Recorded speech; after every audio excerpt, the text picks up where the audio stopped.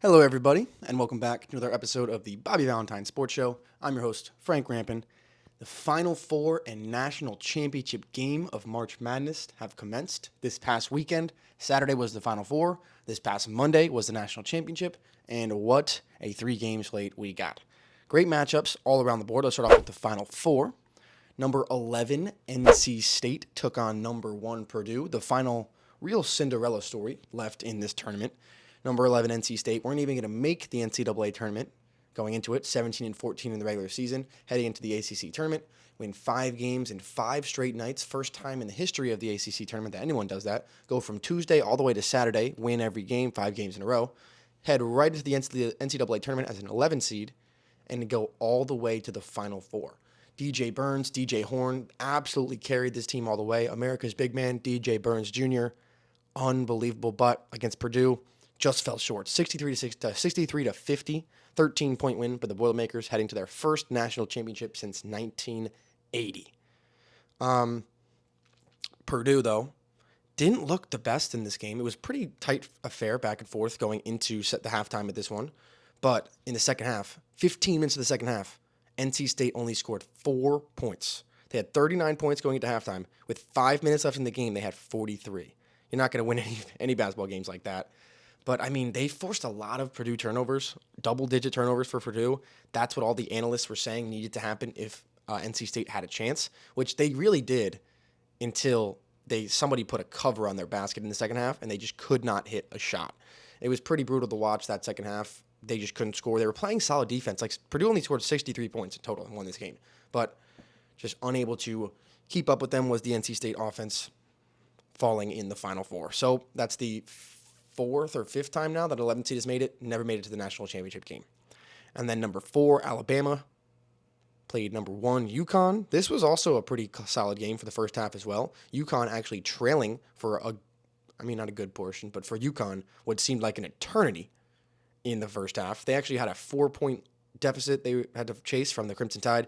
And in the first half of this game, they trailed for about 4 minutes. Ooh, excuse me. 4 minutes of trailing after only trailing for like 50 seconds in the first 5 rounds combined, or first 4 rounds combined. So Alabama gave UConn a little bit of work. See the boys right here. But UConn in the second half, like they do to everyone else, just kind of smothers you, just keeps going. They never stop running their offense, running their sets. They just do exactly what they want, get to their spots, and take good high percentage looks. So UConn takes them down 86-72, heading to the national championship game to take on Purdue. And we get a national championship game between two number ones, number 1 Purdue versus number 1 UConn, and arguably the 2 best teams in the league all year long. Both of them fighting for that number 1 spot for the entire year, along with Houston, really. But those 2 teams had been college basketball's best throughout the entire season, so a fitting national championship game. 1 seeds meeting in the national championship game for the 10th time in tournament history. The 5th national championship between the Big East and the Big Ten. And in the history of college basketball, teams that were ranked number 1 in the AP poll at least 5 times in a season have only met in the national championship 2 times prior to this one. 1957, North Carolina beat Kansas when they were both number 1 seeds. 1999, UConn's first national championship. Both won 5 times in the year. They defeated Duke, for their first ever national championship. And then Monday night, 2024, UConn defeating Purdue. So just the 3rd time ever that a number 1 ranked 5 times in the AP poll met, in the 2 number 1s that were ranked 5 times at 1 in the AP poll met in the national championship game. UConn, 2 of those 3, winning them both. First ever 7-foot matchup in the national championship game since 1984. Patrick Ewing versus Hakeem Olajuwon. And Clingan, coming into this game, he was 16.2 points per game, 9 rebounds per game, 3.6 blocks, and he, of course, is 7'2". Zach Edey, on the other hand, averaging 28 points a game, so 12 more than Clingan, 15.4 rebounds, so 6 more, but 2 less blocks, 1.8, and he is 7'4". So unbelievable game, unbelievable matchup this was. Great game to start off with, back and forth affair. Edey was going nuts in this first half. UConn kind of doing their methodical team game, pushing it through the floor, but still, close game going up to halftime. I believe it was a 6-point UConn lead, but then in the second half, they just did that same thing, like smother you, work you down. We're never going to stop running our sets on offense. We're never going to stop moving, all 5 of us, and just play the best defense in the country. Number 1 ranked defense, or number 1 ranked offense in the country. Number 4 ranked defense in the country. UConn smothered them in the second half. 15-point win. 12 consecutive tournament wins by at least 13 points for the UConn Huskies. All-time record. They win the national championship back-to-back. They're 6-0 now in national championship games. 75-60. So, if you're going to say blue bloods, top of college basketball, UConn needs to be in there. There's only 2 schools that have more than them. UCLA has 11. Kentucky has 8. UConn and now UNC sit at 6, tied. That's as blue blood can get. And wow, what a 2-year span for UConn. Could arguably be the most dominant 2-year tournament run in the history of March Madness. So let's go into some stats here. The average margin of victory in this tournament was 14.4 points throughout all the games. That is the highest, or second highest, since the tournament expanded to 64 teams. Pretty impressive. A lot of blowouts in this one, but a couple of good games. The first 7-footer matchup since 1984. Mentioned that. Let's go over to Zach Edey because he has just almost a full page of stats himself here. So Zach Edey in the tournament had 926 points and 452 rebounds. He's the first player to have 900 points and 450 rebounds in a season since Larry Bird back in 1978-79. And Larry Bird also made the championship game that year, losing to Michigan State and Magic. Most points scored en route to the Final Four. So the most ever was Glenn Rice in 1989. He had 125. Dennis Scott in 1990 had 124. Elvin Hayes in 1968 had 123. And then Zach Edey this year had 120. So only 4 players ever, or these are the top 4 scorers en route to the Final Four. So Edey just 5 points away from that all-time mark. But interestingly enough, Glenn Rice, who is at the top of this, 125 points, heading into the Final Four. Sure, he had a hand in winning that Final Four, and they won the national championship. But Dennis Scott and Elvin Hayes, they both lost in the Final Four after putting up historic numbers to get there. And then Zach Edey lost in the national championship game on Monday. So only one of these 4 players to have these over 120 points heading into the Final Four actually won the whole thing. Edey is the first player in NCAA Tournament history with 20 points and 10 rebounds in 6 consecutive games, passing David Robinson back in 1986 and 87. These are the players to win the AP Player of the Year multiple times. Ralph Sampson is the only person ever to do it 3 times. And then Zach Edey, David Thompson, Bill Walton, Lou Alcindor, who, if you weren't sure, Kareem Abdul-Jabbar, and Jerry Lucas. They all have 2. So that's the list of multiple AP Player of the Year awards. Zach Edey standing right at the top, right behind Ralph Sampson. He joins David Robinson as the only players to have 2,200 points, 1,200 rebounds, 200 blocks on 60% field goal percentage in a season, or in their career. Zach Edey, just unbelievable. Back-to-back Big Ten Player of the Year, all-time leading scorer and rebounder in Purdue history, 2-time consensus All-American, only Big Ten player ever to have a season with 700 points and 350 rebounds. He won the Kareem Abdul-Jabbar Award, 2-time National Player of the Year, finished the tournament with 177 points. In the 2024 tournament, 177 points for Zach Edey, tied for the second most ever with Bill Bradley in 1965 for points in a single tournament. And in the national championship game, Zach Edey had 37 points, 10 rebounds. Third person ever to have 35 and 10 in the title game, joining Bill Walton and Lou Alcindor. The rest of the team had 23 points. He had 37. The rest of the team had 23, 33% from the field, 1 of 7 for threes, and 6 turnovers. The rest of the team did not help Edey at all. So the offense in total, they scored 60 points. They had only 8 assists, all by Braden Smith, 1 3-pointer, fewest in a national championship game since 2011, and they shot 143 or 14.3% from field goal, from 3-point percent. All those are season low, and Edey scored 37 of the 60 points. So, Hurley said it after the game that their decision was going to be, hey, we're going to let Edey do his thing. We're going to let him have 25 shots, score 35, whatever points, ends up scoring 37. But the rest of the team, we're going to hold them to 18 points or less. The rest of the team. And, damn, they pretty much did that. 23 points for the rest of the team. That's close to 18, only 5 off. Unbelievable from Hurley and the Huskies. So now, Purdue, the Boilermakers, have the most NCAA tournament wins of all time without winning a national championship. 49 wins for the Boilermakers. No titles, most by any team ever. And the Big Ten is enduring a very, very poor streak in the national championship. The last time that any Big Ten team won the national championship was Michigan State 24 years ago, back in 2000. That's the longest title game losing streak by any conference. Since then, 8 different teams have been to the national championship. Indiana in 2005, Indiana in 2002, Illinois in 2005, Ohio State in 2007, Michigan State in 2009, Michigan in 2013 and 2015, Wisconsin in 2015, and Purdue this year. All of them have lost. So not a win for the Big Ten since 2000. 24 years, going on 25 now, the longest title game losing streak by any conference. So the Big Ten struggles continue, but Zach Edey closes up shop on his historic college career, heading into the NBA draft, which will be in a few months. So now, we talked about Purdue a little bit. Let's talk about the back-to-back national championships. UConn Huskies, 6-0 in the national championship game, 6 titles in the last 25 years, and 17 if you count the men and the women's over the last 30 years. Wow. So the most points scored by a Big East freshman in the Final Four or later, the most ever was Carmelo Anthony back in 2003. He scored 33 points. Patrick Ewing scored 23 back in 1982. And then in the Final Four against Alabama, Stephon Castle scored 21. Melo also had another 20 games, so he's on here too, but third highest scoring freshman in a game in the Final Four in the history of the tournament. But UConn, it's very impressive what they did. Lost 5 of their 8 top scorers from last season, and they arguably had a better run. So the first team to go back-to-back in the NCAA tournament since the 06-07 Florida Gators. But that Florida Gators team brought back everybody. Like, they had Al Horford, they had Joakim Noah. Like, this team lost 5 of their top 8 scorers from last year, and they got even better. The largest point differential in NCAA tournament history, 2024 UConn at the top of the list, plus 140 point differential through the 6 games.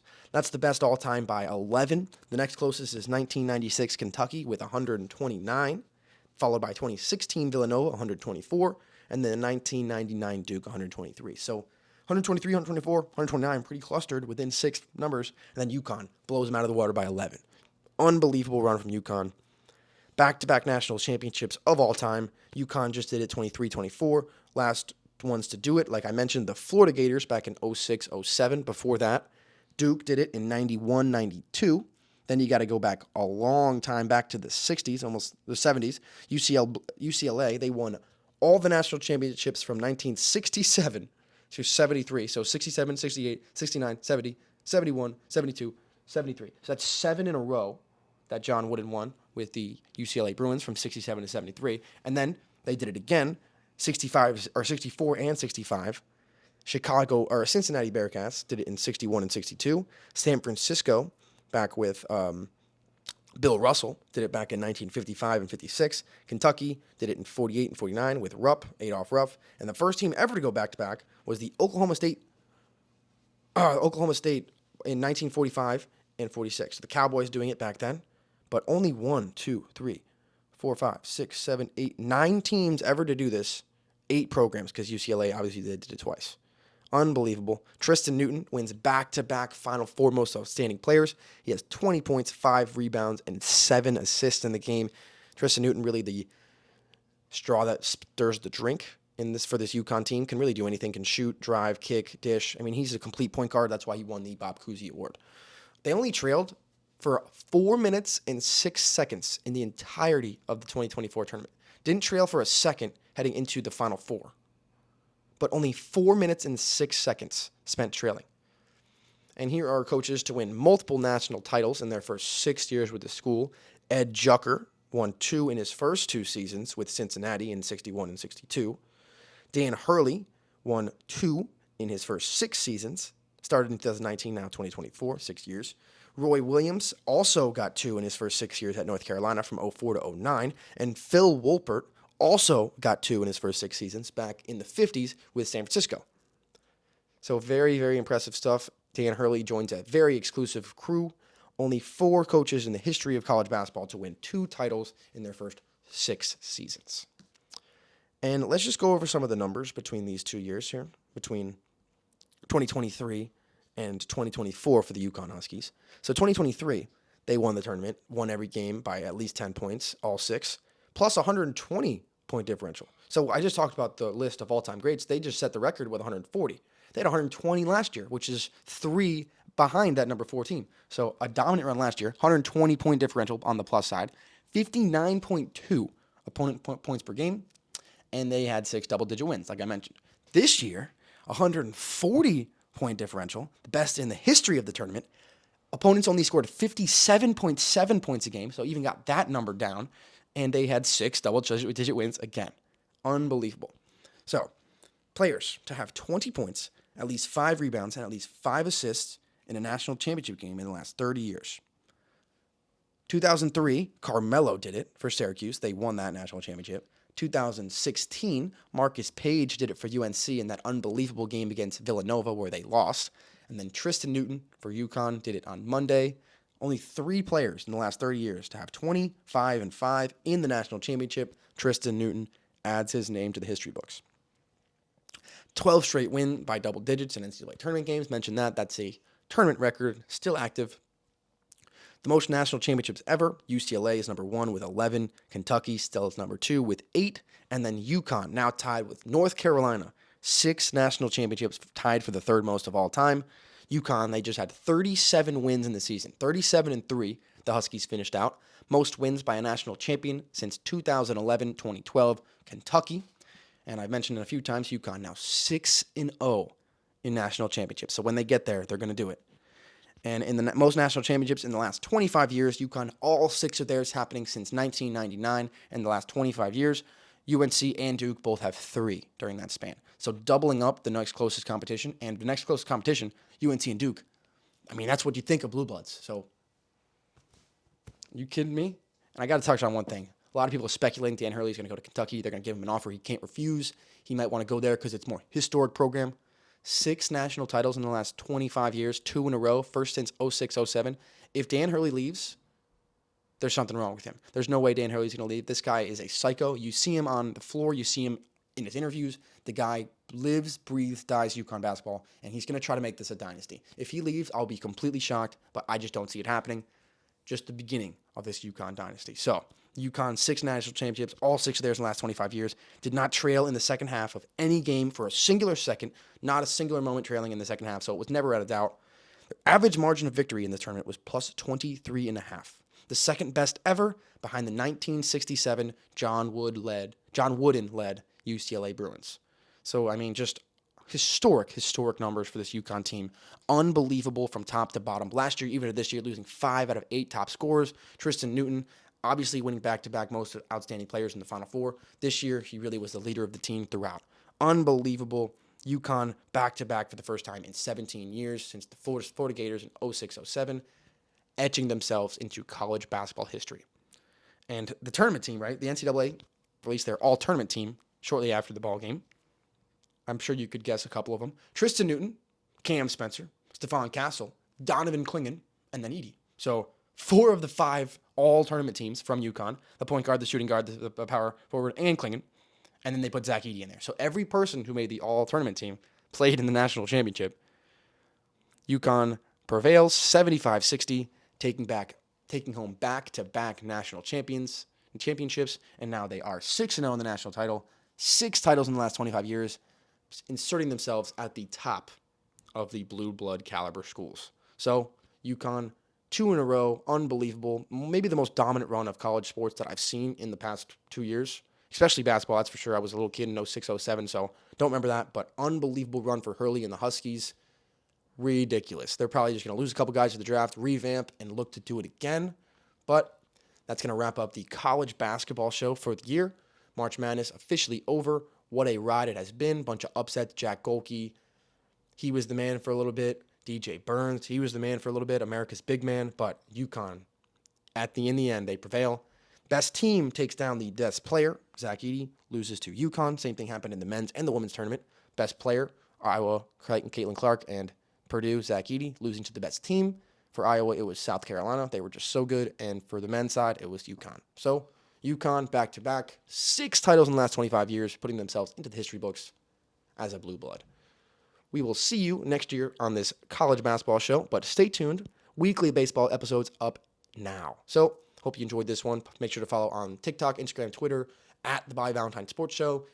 If you need anything about By Valentine Sports Academy, at bvacademy.com. Lessons, birthday parties, anything like that. But we'll see you next time, and we'll be talking baseball. Peace out.